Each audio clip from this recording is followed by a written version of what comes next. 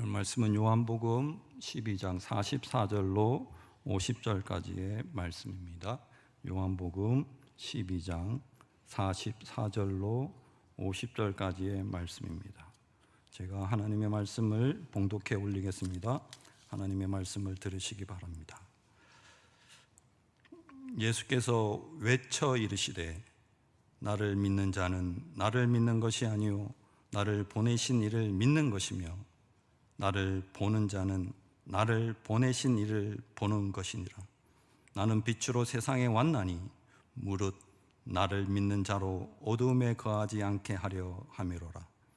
사람이 내 말을 듣고 지키지 아니할지라도 내가 그를 심판하지 아니하노라. 내가 온 것은 세상을 심판하려 함이 아니요 세상을 구원하려 함이로다. 나를 저버리고 내 말을 받지 아니하는 자를 심판할 이가 있으니 곧 내가 한 그 말이 마지막 날에 그를 심판하리라. 내가 내 자의로 말한 것이 아니요 나를 보내신 아버지께서 내가 말할 것과 이를 것을 친히 명령하여 주셨으니 나는 그의 명령이 영생인 줄 아노라. 그러므로 내가 이르는 것은 내 아버지께서 내게 말씀하신 그대로니라 하시니라. 아멘. 하나님의 말씀입니다.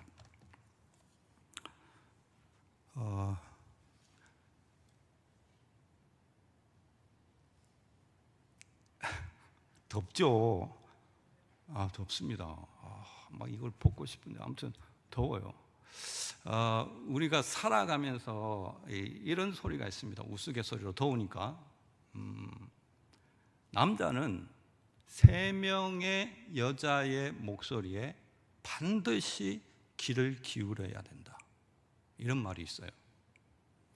어렸을 때는 어머니의 말씀에 귀를 기울여야 되고, 장가를 가면 마누라의 음성에 귀를 기울여야 되고, 애를 놓고 중장년이 되면 내비게이션 소리에 귀를 잘 기울여야 된다. 내비게이션. 운전을 하다 보면 초보 운전자는 내비게이션이 하나님의 말입니다. 내비게이션이 가라는 데로 갑니다. 왼쪽으로 가라면 왼쪽으로 가고 오른쪽으로 가라면 오른쪽으로 갑니다. 절대로 시키는 대로 합니다. 그러나 시간이 지나고 운전에 대해서 베테랑이 된다. 좀 내가 운전을 할 줄 안다 하면 어떻게 합니까? 내비게이션 말씀을 하나님 말씀으로 듣습니까? 아니요. 그거는 참고용으로 씁니다. 참고용. 내가 아는 길로 갑니다. 내가 알지 라고 갑니다. 내비게이션 말을 잘 안 들어요. 마찬가지로 우리가 신앙생활을 할 때 초신자일 때는 예수님의 말을 철뜻같이 듣습니다. 앉으라 하면 앉고 가라 하면 가고 먹으라 하면 먹고 그럽니다. 그러나 조금 신앙생활을 하다 보면 헌신자, 그러니까 오래된 신자가 되잖아요. 그러면 예수님의 말씀을 어떻게 듣습니까? 참고용으로 듣습니까? 아닙니다. 운전하고 틀려요. 처음에 예수님 말씀을 하나님 말씀으로 듣듯이 더 그렇습니다. 더 의지하고 더 붙들고 더 그럽니다. 시간이 가면 갈수록. 왜 그러냐면 예수님의 말씀이 하나님의 말씀이라 믿기 때문입니다. 다시요. 예수님의 말씀이 하나님의 말씀이라 믿기 때문입니다. 그렇습니다. 그러면 오늘 제가 읽었던 이 말씀의 배경은 어떠하냐면 예수님이 예루살렘에 입성을 해가지고 이제 십자가를 지기 전에 마지막으로 공적인 설교를 합니다. 공적인 설교, 마지막 설교입니다.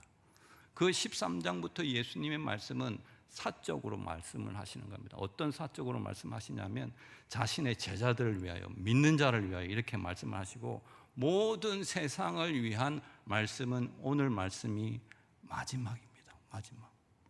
그래서 요한복음 1장부터 시작해서 12장까지의 모든 말씀에 대한 요약본이 바로 오늘의 말씀입니다. 오늘의 말씀. 오늘의 말씀을 한 줄로 요약하면 뭐냐면 예수님이 하나님이시다라는 것입니다. 예수님이 하나님이시다. 요한복음 1장 1절은 이렇게 시작합니다. 태초에 말씀이 계시니라. 그 말씀이 하나님과 함께 하셨으므로 그 말씀이 곧 하나님이시다. 이렇게 말합니다. 요한복음 1장 1절은 첫 절부터 예수가 하나님이라는 것을 선포하고 오늘 그 마지막 12장에 와서는 똑같이 예수가 하나님임을 선포합니다.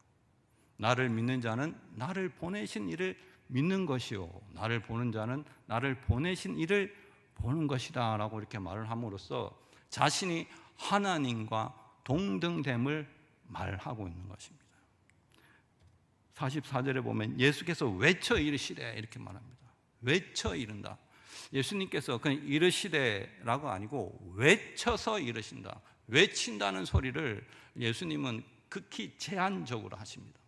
제한적으로. 어떨 때 하시냐면 생명과 관련된 일을 할 때, 말씀을 할 때, 예를 들면 베드로가 무덤에서 나올 때 예수님께서는 베드로야 나와라 라고 할 때 외쳐 이르되 라고 합니다. 베드로야 나와라 할 때 이때 이 동사를 씁니다. 외치다. 예수님은 이 땅에 사시면서 이 외치다는 동사를 누군가를 살릴 때, 생명을 살릴 때 이 동사를 씁니다. 그러나 공교롭게도 요한복음은 이 외치다는 동사를 또 누가 자주 사용하냐면 유대인들이 사용합니다. 어떨 때 사용하냐면 십자가에 못 박으소서라고 소리 질러 외치되 할 때 이 외치다 소리입니다. 예수를 없이 하소서 할 때 이 동사를 씁니다. 예수님은 똑같은 동사를 쓰는데 어떻게 해서든 살리려고 외치고 있고 유대인들은 어떻게 해서든 예수를 십자가에 못 박으라고 외치고 있습니다. 모순이죠, 모순. 그러면 왜 그들은 예수를 십자가에 못 박으라고 외치는가? 이유는 단 하나입니다. 그들에게는 예수가 하나님이 아닙니다. 예수가 하나님이 아니라는 것은 무엇을 말하냐면 예수의 십자가가 나와는 무관하다. 아무런 상관이 없다는 겁니다.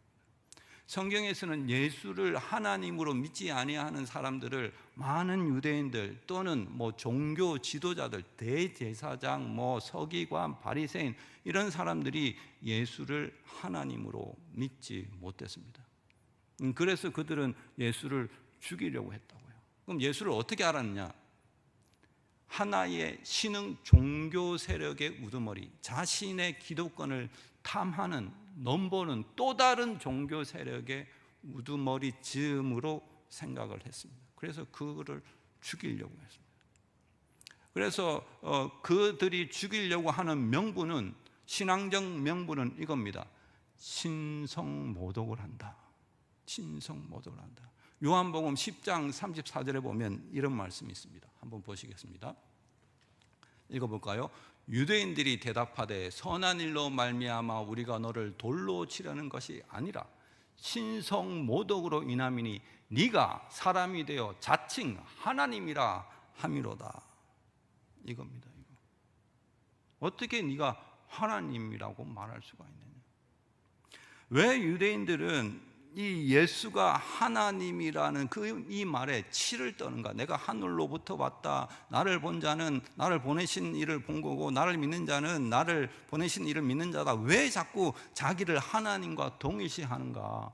여기에 대해서 왜 유대인들은 치를 떠는가? 이해가 안 되죠. 우리는 그대로 받아들이는데 유대인들은 못 받아들여요. 왜 못 받아들이냐? 그들의 역사를 보면 이해가 조금 됩니다. 그들의 역사는 어떤 역사냐면 애굽에 있던 노예로부터 시작해서 아수르, 바벨론, 페르시아, 헬라, 로마에 이르기까지 모든 강대국 제국들의 노예로 이렇게 살아왔습니다. 한 번도 이렇게 자유를 누려보지 못하고 조금만 실만하면 강대국이 자신을 지배를 합니다. 성경은 그 이유를 한 단어로 말하고 있습니다. 우상숭배. 너희가 나를 버리고 다른 우상을 하나님으로 섬겼기 때문이라고 말하고 있습니다. 그래서 이 유대인들의 민족 그 정서에는 어떤 게 있느냐 하면 다시는 하나님 외에 다른 것을 하나님으로 섬기지 않겠다. 그게 유대인들이 가지는 유일신 사상입니다. 하나님 외에는 누구도 하나님이 될 수가 없다. 그런데 갑자기 목수의 아들이 나와가지고 내가 하나님과 동격이다, 내가 하늘로부터 왔다, 내가 하나님 아들이다 라고 하니까 이것이 받아집니까? 안 받아지지요. 안 받아지지요. 내가 너를 믿으면 우리는 다시 우상 숭배의 길로 가는데 그것을 내가 하라고? 못하지 라고 하는 것입니다. 아주 그들의 역사에 있어서 뼈저리게 기록된 것입니다. 하나님 외에는 그 누구도 하나님이 될 수가 없다는 거죠. 그래서 그들이 가지는, 유대인들이 가지는 생각은 이렇습니다. 예수를 하나님으로 믿지 아니하면 예수의 말은 어떤 말이 되느냐? 예수의 말은 어떤 말이 됩니까? 사람의 말이 됩니다.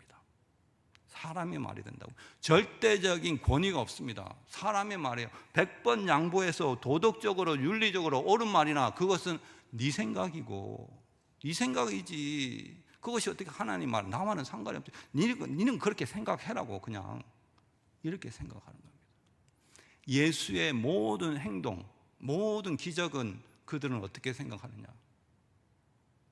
하나의 눈속임이라고 생각합니다. 눈속임. 너희의 종교세를 확장하기 위해서 눈속입니다. 마술사다, 매직션이다, 마술사다. 구약에도 수많은 마술사가 너와 유사한 기적을 행했다. 그걸로 나를 속이려고 하지 마라. 그렇게 생각합니다. 그래서 그들의 예수님의 십자가는 아무런 상관이 없습니다. 자신의 종교 세력을 확장하려다가 실패한 그러한 실패의 십자가. 누구든지 하나님 외에 누구를 하나님으로 하면, 누구든지 자기가 하나님으로 하면 저 십자가에 달린 예수처럼 된다라는 본보기입니다. 본보기. 그러면 결과적으로 이 모든 것이 어떻게 일어나냐면, 예수를 하나님으로 믿지 아니하면 십자가는 아무런 상관이 없습니다. 예수의 십자가하고 나하고는. 예수의 십자가가 나와 아무런 상관이 없다는 것은 무슨 말을 의미하냐면, 나는 여전히 깜깜한 사망의 어둠 속에 거한다라는 것을 의미합니다. 여전히 사망의 그림자 속에 거하고 있다는 거예요. 가만히 보면 오늘날에도 예수를 하나님으로 믿지 않은 사람들이 수없이 많습니다. 많이 양보하면 4대 성인 중 하나라고 믿습니다. 4대 성인 중 하나. 불교에는 석가모니가 있고, 유교에는 공자가 있고, 철학에는 소크라테스가 있듯이 기독교에는 예수가 있지 않느냐. 위대한 사상가, 실패한 정치혁명가, 그렇게 이해합니다. 정말입니다. 제가 대학교 다닐 때만 해도 이렇게 주변에 물어보면 그렇게 생각합니다. 예수를 사람으로 생각을 합니다. 지금은 어떠냐? 아예 예수가 사람인지 신인지 관심도 없습니다. 관심도 없어요. 관심이 없어요. 그래서 지금은 대학 선교 단체가 거의 없어졌습니다. 없어졌어요. 없어지거나 CCC로 통합이 돼서 없어요. 관심이 없어요. 왜 관심이 없느냐? 예수뿐만 아니라 다른 종교에도 구원이 있다고 믿기 때문에. 다른 종교에도 구원이 있지. 불교는 불교 나름대로, 유교는 유교 나름대로, 기독교는 기독교 나름대로, 철학은 철학대로, 수많은 종교가 구원을 말하고 있는데 다 그 나름대로 구원이 있지. 어떻게 예수만 구원이 있나?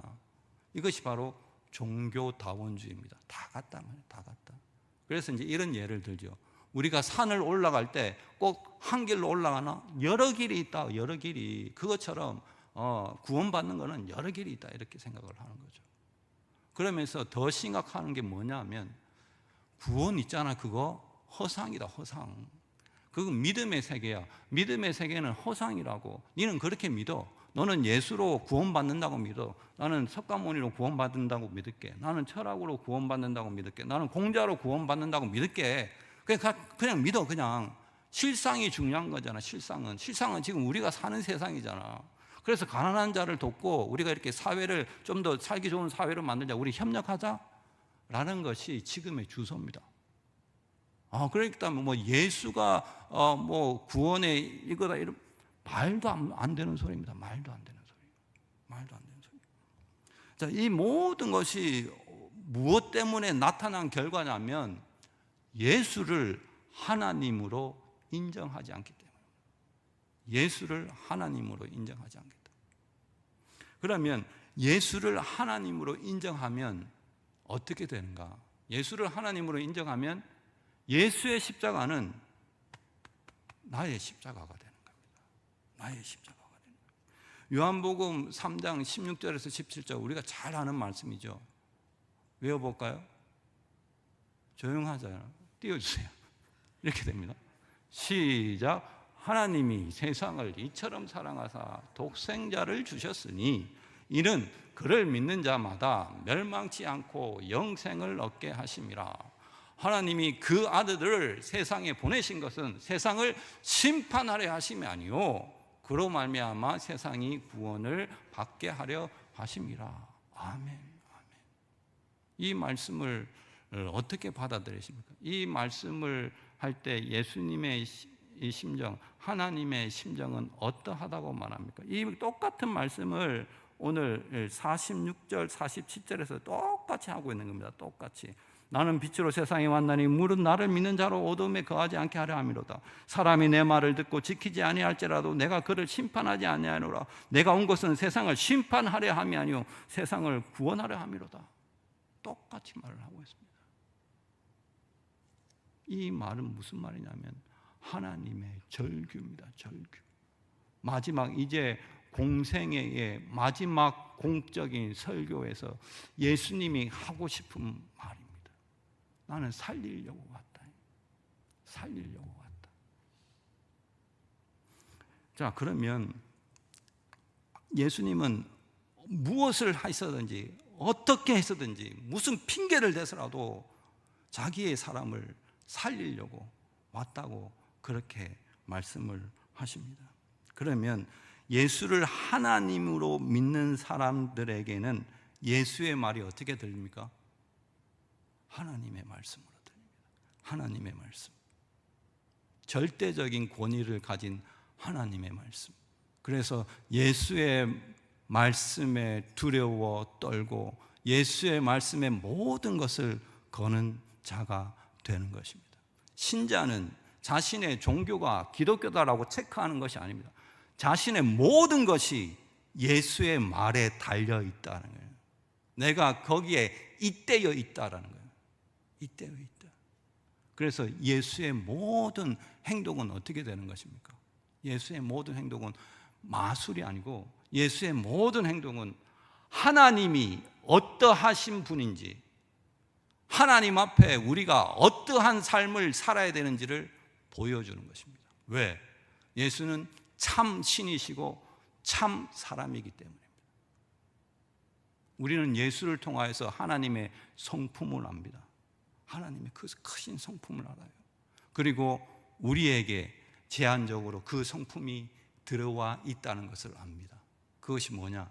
하나님의 형상입니다. 하나님의 형상. 우리 안에 하나님의 성품이 들어와 있다. 그러면 하나님의 형상을 한 자가 하나님 앞에 어떠한 삶을 살아야 하는가? 순종의 삶을 살아야 한다. 그것이 예수의 생애에 나타나 있습니다. 너희 안에 이 마음을 품어라. 곧 그리스도 예수의 마음이니. 그는 근본 하나님의 본체이시나 하나님과 동등됨을 취할 것으로 여기지 아니하시고 오히려 자기를 비워 종의 모습으로 사람들과 같이 되셨고 사람의 모양으로 나타나서 자기를 낮추시고 죽기까지 복종하셨으니 곧 십자가에 죽으십니다. 그 십자가가 나의 십자가가 되는 것입니다. 나의 십자가. 그래서 그가 찔리고 상하고 피 흘린 모든 것은 나의 허물임을 고백하는 것입니다. 그래서 우리의 심령 가운데 새겨진 그 십자가 앞에 우리가 나갈 때에 우리는 눈물을 흘립니다. 아무런 말을 잃어버립니다. 할 말이 없습니다. 나의 모든 허물과 죄악을 당신의 피로써 어떻게 해서든지 지우고자 하는 예수님의 그 몸부림 때문에 아무 할 말이 없습니다. 아무 할 말이 없습니다. 그래서 그 예수님이 왜 이 땅에 오셨지? 왜 오셨지? 할 때 우리는 잘 압니다. 구원이다. 영생이다. 그것을 조금 더 우리의 삶에 와 닿는 말로 표현을 하면 거룩한 사귐입니다. 사귐. 이제 나와 사귀자는 거예요. 사귀자. 그것이 46절의 말씀입니다. 읽어볼게요. 나는 빛으로 세상에 왔나니 무릇 나를 믿는 자로 어둠에 거하지 않게 하려 합니다. 어둠에 거하지 않게 한다. 않게 한다. 어두운 세상 속에 사는 우리가 어떻게 어둠에 거하지 않을 수가 있는가? 빛으로 오신 예수와 동행하는 것밖에는 답이 없다. 답이 없다. 빛 안에 거한다는 것은 그것이 구원이요 영생이다. 예수 안에 거하는 것밖에는 답이 없다라는 거예요. 답이 없다. 그래서 매일같이 우리가 이 시대의 빛 가운데 살아가려면 예수와 동행을 해야 되는데, 과연 예수와 동행하는 삶은 우리의 현실의 삶에서 어떻게 나타나느냐? 어떻게 나타나느냐? 최봉석 목사님이라는 분이 계십니다. 최봉석 목사님. 우리에게는 최권능 목사님으로 잘 알고 있습니다. 최권능 목사님. 그 목사님의 일생은 두 단어로 표시됩니다. 기도와 외침. 기도와 외침. 어떤 외침이냐? 예수 천국. 예수 천국. 이 외침, 이것이 최봉석 목사님, 최권능 목사님의 인생의 전부였습니다. 왜 최권능이라고 하느냐? 예수 천당, 예수 천당, 이것이 뭐길래 이 단어로 수많은 사람들이 예수께 왔다. 그 말이 권능을 가진 이유는 뭐냐면 그 목사님이 철학 기도를 밥 먹듯이 그러면서 신학교 몇 번이나 이렇게 빠꾸 맞고 그러면서 계속 철학 기도를 합니다. 왜? 예수 천당, 그것을 외치기 위해요. 하루는 길을 가다가 마구간 옆에서 예수 천당 이러니까 그 방아를 돌리던 망아지가 놀래가지고 튀어나갔습니다. 그래서 방아가 뒤집어지고 막 난리가 났어요. 그 방앗간 주인이 예수를 믿었을까요? 안 믿었을까요? 믿어버렸어요. 내가 같으면 때려 죽이지. 근데 예수를 믿었다고. 왜? 예수 천국, 그 권능의 말씀이 꼼짝을 못하게 한다. 꼼짝을 못하게. 일제시대 때 신사참배를 강요를 하는데 최봉석 목사님은 안 했어요. 그래서 어떻게 됩니까? 잡혀갑니다. 일본 순사가 고문을 하고 온갖 감언 이설로 유혹을 해도 안 해, 안 넘어가. 그래서 일본 순사가 매질을 하기 시작합니다. 아시죠? 맞을 때마다 뭐라고 했는지. 예수, 또 한 대 때리면 천당, 예수, 천당. 어이가 없어가지고 일본 순사가 몽둥이를 내려놓고, 아니 당신은 어떻게 해서 아프다는 외마디 비명도 지르지 아니하고 때릴 때마다 예수, 천당 그러느냐라고 했더니 최봉석 목사가 내 몸에는 예수로 가득 차 있다. 가득 차 있다. 건들면 예수가 나온다. 그러니 듣기 싫으면 제발 때리지 마라. 아파 죽겠다 그냥. 이렇게 말했다. 최봉석 목사님의 예수 천당, 이 외침은 일제 암흑기 시대에 참으로 우리 민족에게 빛으로 왔습니다. 소망 가운데 있었습니다. 마찬가지입니다. 오늘날 우리가 예수로 충만한 삶을 살 때 그 삶이 어떻게 보면 하나님과 동행하는 삶이요, 이 시대를 빛으로 비추는 삶으로 믿습니다. 예수님께서 이렇게 말을 했어요. 그러면 예수로 충만한 삶은 어떤 삶인가? 예수로 충만한 삶은 예수님께서 이렇게 말했습니다. 너희는 마음을 다하고 목숨을 다하고 뜻을 다하여 주 너의 하나님을 사랑하라. 마음을 다하고 목숨을 다하고 뜻을 다하여. 여기 다하여, 다하여, 다하여. 영어로 말하면 all입니다. all. 다. 정도가 이쯤이면 되겠지 그런 것이 아니에요. 다 하는 겁니다. 다 하는 거. 온 삶이 거기에 달려 있는 겁니다. 사랑하라. 그것이 예수로 가득 찬 그러한 삶입니다. 그래서 누군가가 탁 찌르면 예수 사랑, 찌르면 예수 사랑이 나와야 돼요. 한번 옆 사람 찔러 보십시오. 나옵니까? 아직 안 나오구만. 찔러 예수 사랑. 이 무슨 말이냐면 우리 삶을 살다가 누군가 우리를 긁잖아요. 막 찌르잖아요. 그럴 때 예수 사랑이 나와야 된다니까. 이 예수로 가득 안 차 있으면 우리를 찌르면요, 뭐가 튀어나옵니까?